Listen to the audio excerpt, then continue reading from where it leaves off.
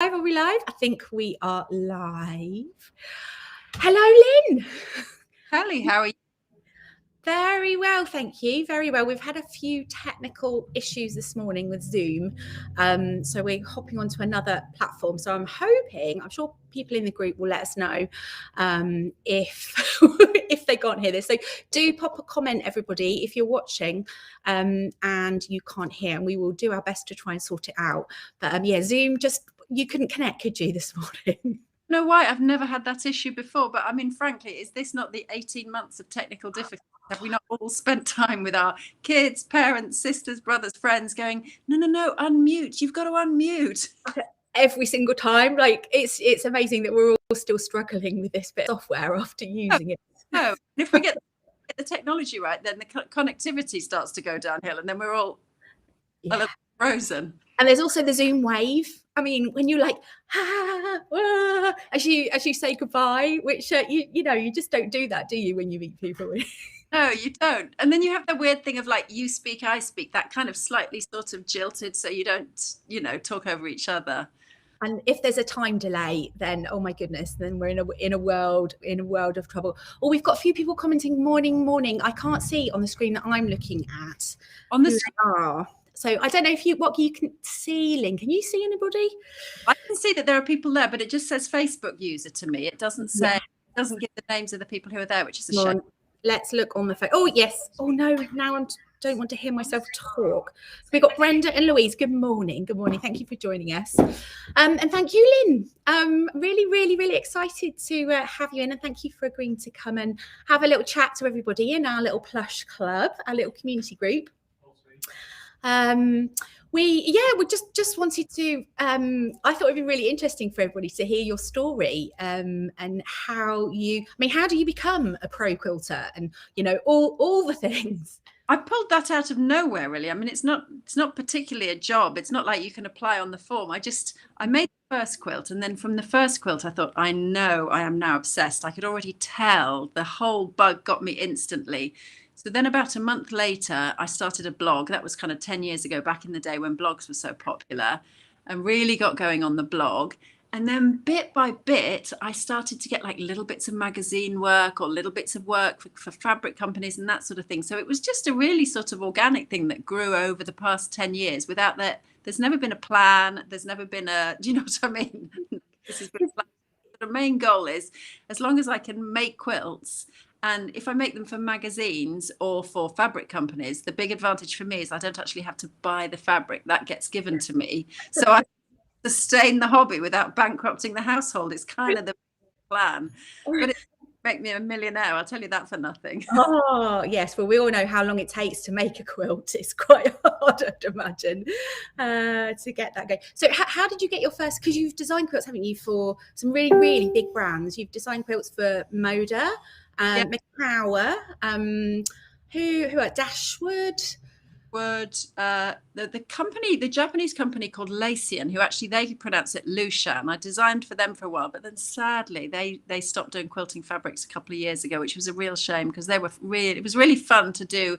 So obviously I do most of my design work now for McCower in the UK, which I love, but it was really fun also to have a Japanese client. I really enjoyed that. It was a completely different sort of pace and different fabrics and different approach. And Jane at McCower, she's the person I work with at McCower. She's really on it and she's really into the detail and she's really good. If I design a quilt and I haven't got the balance quite right, she's straight on it, whereas the Japanese are much more like, yeah, whatever you make is fine. Well, it's quite nice too.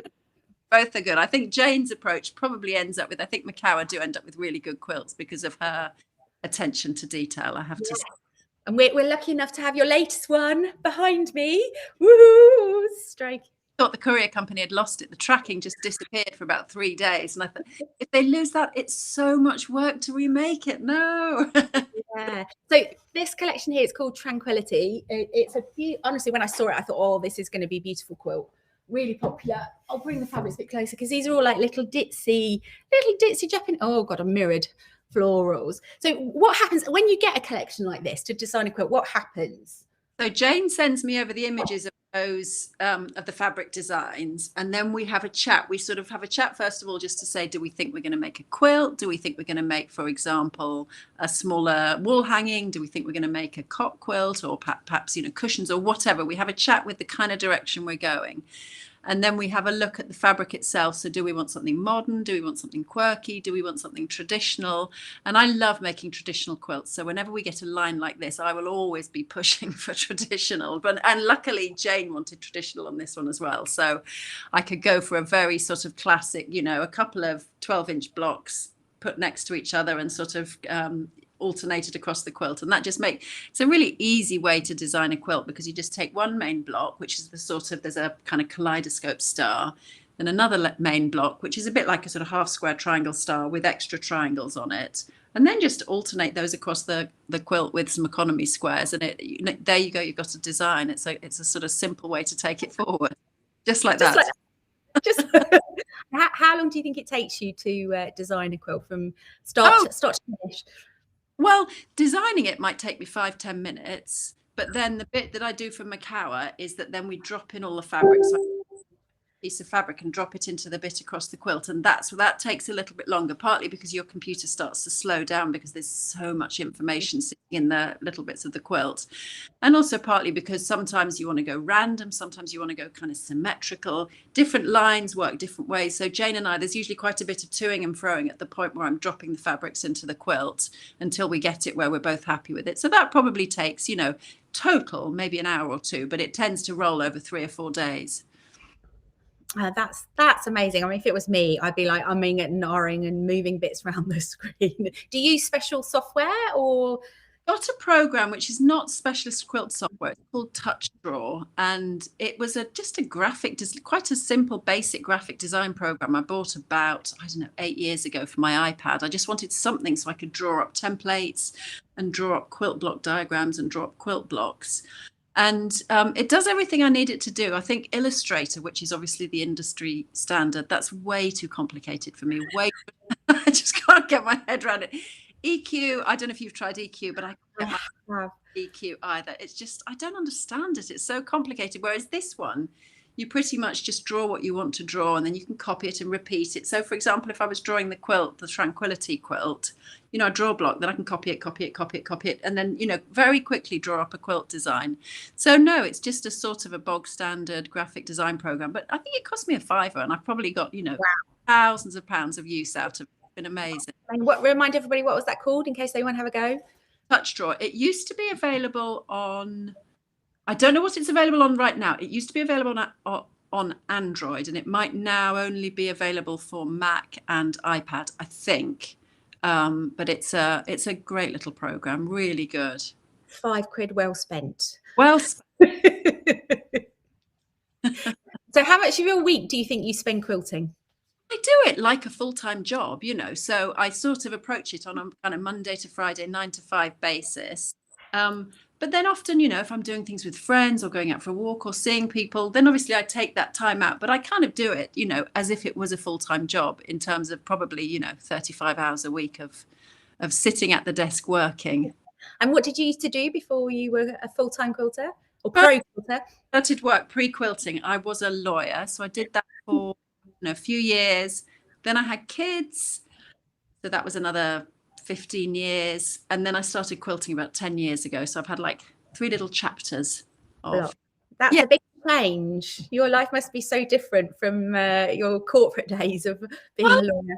I think I could go back to it after having kids, because it's so full on, and it's so, you know, it was always working weekends or working really long days, and once you've got kids, you don't necessarily want to have that kind of commitment, or it makes it difficult. It makes life a lot more difficult. So this just kind of, you know, this job just came out of sort of being at home with the kids and taking up a hobby, and then getting like completely out of control, obsessed, really. So do you think it was a blog that kind of propelled you into the spotlight more? The time of blog, so it was very easy for anybody to kind of start a blog and then connect with other bloggers, and then the whole thing just sort of spiraled for everybody, really, and it sort of created a community the UK and across the world of people all looking at doing the same thing and enjoying the same hobby and sharing tips. And then we would have bees and swaps and all of that sort of stuff that kind of brings the whole community together. So yes, I think that was, now I think probably if somebody was getting started, Instagram would be the place. Yeah, for but sure. Blogs really, but Instagram, I like that it's so instant and so quick and so easy. The sort of chore of writing a blog post and formatting the photos, and oh gosh, I mean, there are people who still do it. Jo Avery has a blog and she writes beautifully and she takes beautiful photos and she writes these amazing kind of story posts. But it's a lot of work. It's a lot of time to put into it if you have to. Yes, no, absolutely. So do you have a favorite like quilting technique? Foundation paper piecing, that's always what I would go to. A lot of my quilts, even when I don't write the pattern as FPP, that's how I will make the quilt, because a lot of people don't want to do that, and I have been told by magazines, that's too much now, and that's all you do. And Jane at Macauer as well, like, don't make all your patterns FPP. So I will make a lot of them. So for example, most of the blocks behind you in the pattern, they'll be made the traditional way. But when I personally make them, I'll make those with FPP, because I just love the kind of hyper accuracy that you get and how it all just comes out perfect. It's like kind of fabric wizardry, isn't it? It's my favorite technique actually as well. But I know because you're kind of working in reverse a lot, it takes a little while to get your head into gear with it. And also I've learned over the years, cut your bits of fabric way bigger than you actually really think. Because when you do that flip over and you've got a tiny little bit of your corner missing as well. You've done those tiny little stitches and you're unpicking those tiny little stitches, and then the paper tears. And then I've had in lessons, I've had people crying because it's so frustrating when you're going so well and then the piece of fabric doesn't fit, and then you've got to unpick it, and they get upset because it can be frustrating. Some people love it. I love it. Well, just their heads do not correspond with it, and those people often are better at, say, improv and the really kind of creative stuff, which I am hopeless at. I can't get my head around that at all. But if it's really geometric and mathematical, that's definitely. We've got somebody also saying they love FPP. Yes. Have you tried the pattern trace paper? Has that come your way? I have, and it's fantastic. I love it. It was just it withstands the unpicking a lot better than normal A4, I find. It's really well, and you can see what you're doing in the background, which you can't. Often I just use printer paper because I just grab it off the printer, and that's the easiest way, But yes, I think it's fantastic. Yeah, no, it's a good one. So the other thing I wanted to ask you about was Quiltcon, because Quiltcon teacher, that's quite I didn't get asked for that, and it was great because Jo, Karen and I were all asked to do it, so we could kind of get scared together and get ready together. And because by that stage we'd done a few virtual retreats, so we got into the sort of swing of doing video tutorials, so that was good from that point of view. But it's still quite intimidating to suddenly be teaching at something massive like that, and then you have kind of the pressure of your classes haven't sold enough for them to be worthwhile to go ahead and all of that kind of thing, which is a bit stressful. But yeah, once it went ahead, basically it was all done on sort of video tutorials because the whole thing was done remotely and virtually. So all the work was kind of in the preparation. And then during the event itself, we would have these Zoom calls, which were kind of a bit funny, really, because I think they were supposed to be to replicate a bit that thing when you're sitting in class and everyone's chatting. But the people came along and they didn't have questions and I didn't have much to say. And we would kind of end up like chatting about COVID and weather. It was lovely. It was nice to meet the quilters around the world and all of that. But it's not the same as being in a classroom with people, when you can wander around and people are chatting and you can see what they're doing and sort of point them in the right direction. And, that sort of being with people, that's always my preference. Are you keen to get back in the classroom when we can? Huge amount, to tell the truth, but if I am going to teach, then I would prefer to be in the classroom. Yes.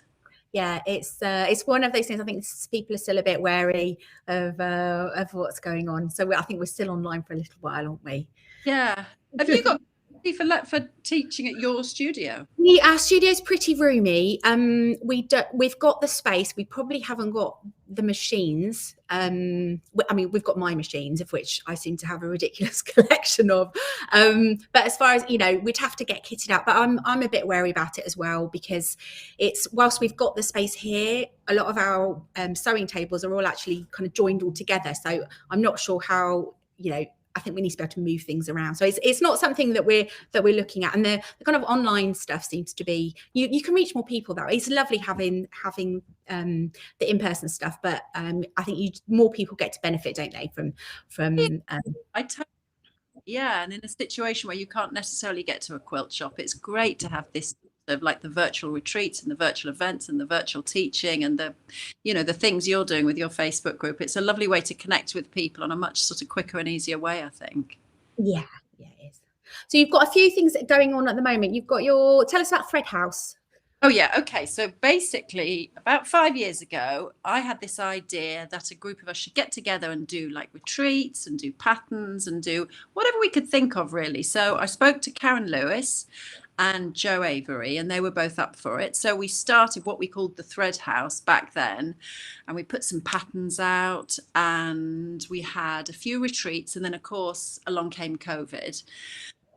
Right after COVID came along, Jo, who is like a force of nature, I mean, she's just has so much energy and so many ideas, and she's so creative. She almost, I think by May, they'd set up the first virtual retreat. And last year through COVID, we had about, I don't know, 6 or 7 virtual retreats. We had them going about once a month. And it was a great way for everybody to get together and get sewing and have a weekend together without the need to be together, because we couldn't because of COVID. And as you know, sewing went crazy in lockdown. I mean, it was just absolutely, it was sort of the best time for sewing, really, to have such an explosion of interest from everybody with making masks and everything. So we're slowing down a tiny bit at the moment on the virtual retreats. We've got one coming up later this year, and then we're probably going to do 2 a year from now on. We're aiming for 2 or 3 a year in-person retreats. So we've got a couple of those scheduled for next year. That we could find all of this on our website, which is called thethreadhouse.co.uk. And we're just about to launch our second block of the month. So we had a block of the month last year, and the way we run it is every month you get a PDF pattern for a block or blocks. Sometimes there are 2, sometimes there are 3, you know, a main block and a couple of little fillers. And then in the Facebook group, or this year we're going to be hosting it on Vimeo, you go over to a video, and for every month there's a video tutorial on how to make the block and the techniques, and so that anybody could really start this from almost complete beginner. In fact, my cousin did it last year, and she was a complete beginner, and she's made amazing progress, because every week you've got, you know, a needle turn applique tutorial from Jo, or an FPP tutorial from me, or, you know, an improv tutorial from Karen, or whatever. Not every week, every month.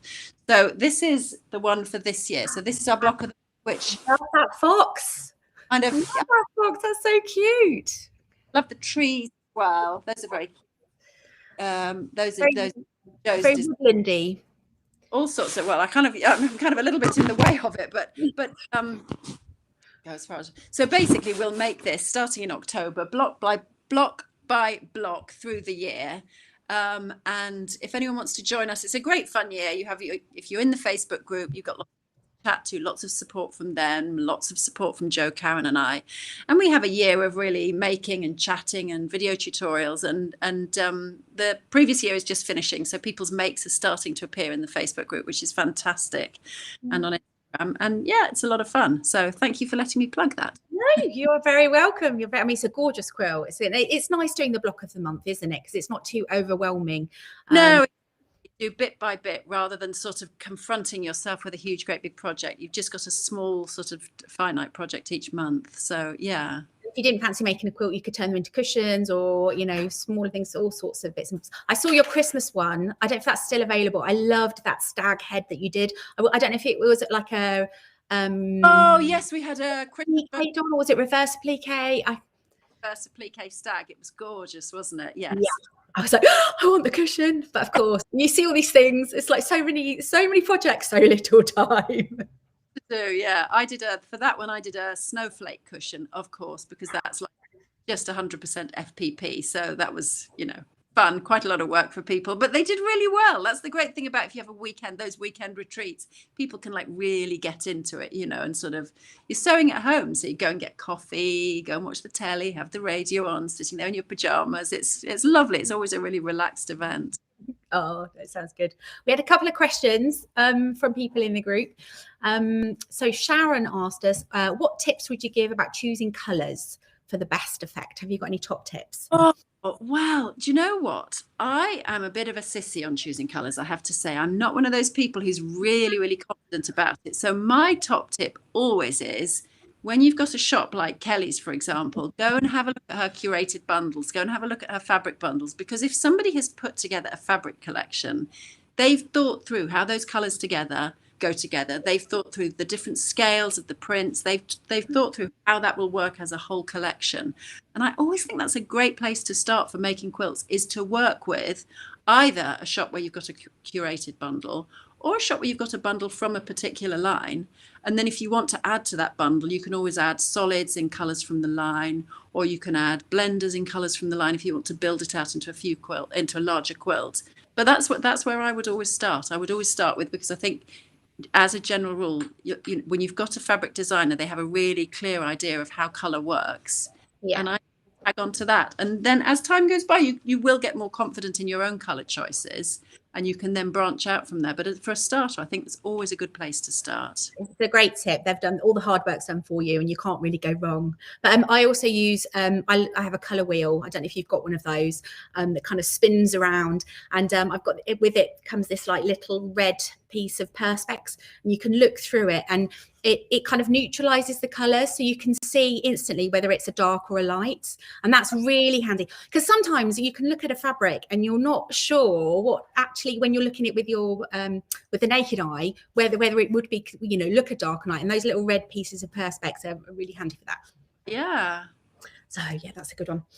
And also Mandy asked us, which quilt patterns would you recommend for someone who's never quilted before? What would be a good getting started?